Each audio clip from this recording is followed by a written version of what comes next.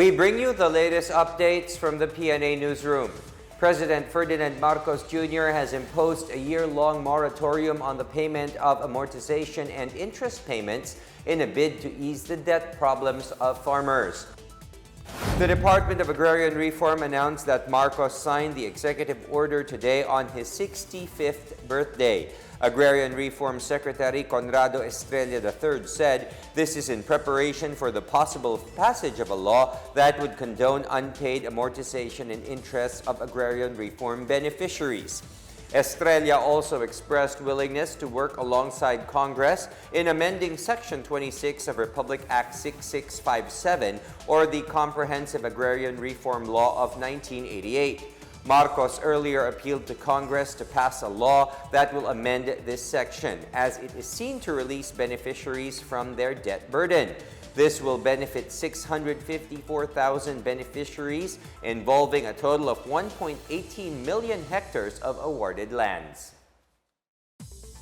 The Department of Tourism, or DOT, is optimistic that the optional wearing of face masks outdoors, as approved by President Ferdinand Marcos Jr., would boost the tourism recovery in the country.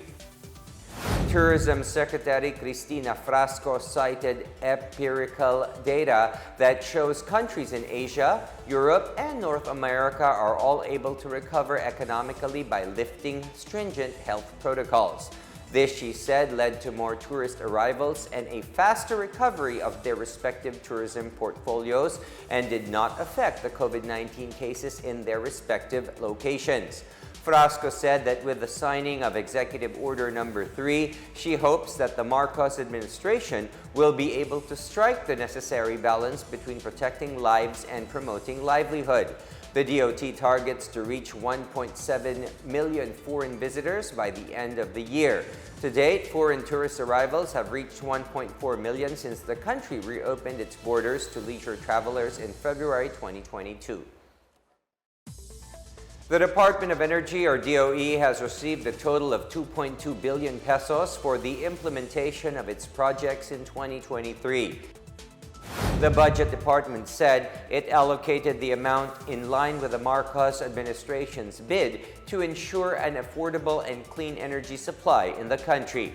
The proposed funding would be used for energy programs, including the Total Electrification Project, or the TEP, Renewable Energy Development Program, Energy Efficiency and Conservation Program, and Alternative Fuels and Technologies Program.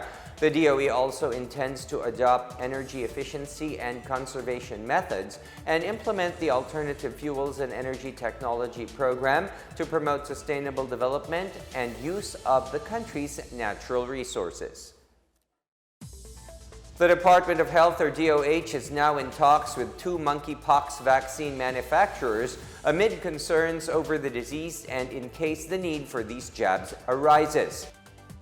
DOH officer in charge, Undersecretary Maria Rosario Vergara, said one of the vaccines may not be given to people with comorbidities.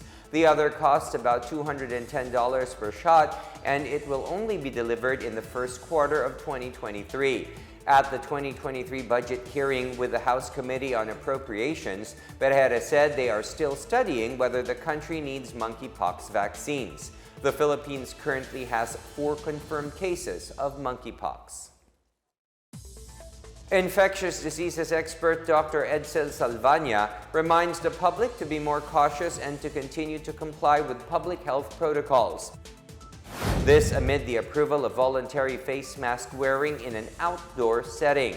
Salvaña also warns of a possible increase in the number of cases because of the easing of the protocol. Meron na talaga tayong exception sa outdoor masking policy kahit dati pa, yung pag kumakain or kung may sports or kung nag-exercise. So ito, in-extend lang natin all the way to yung mga well-ventilated, non-crowded settings at tingnan po natin kung kakayanin sa ganitong pamaraan dahil kinakailangan na rin naman natin po talagang mag-start to adapt to yung tinatawag na new normal.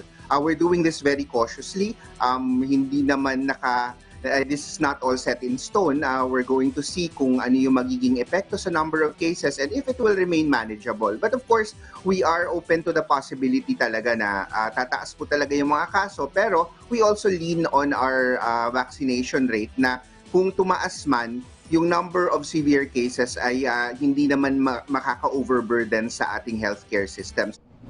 Meanwhile, the National Commission of Senior Citizens said a house-to-house COVID-19 vaccination campaign is necessary to reach more elderly, especially in areas with low vaccination rates.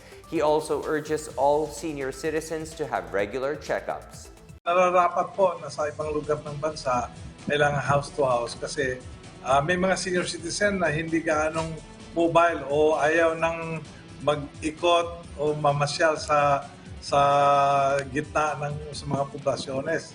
So I would rather that yung programa of vaccination will really reach the houses at mga barangay para sa ganon mas ma-access ng senior citizen yung mga bakuna.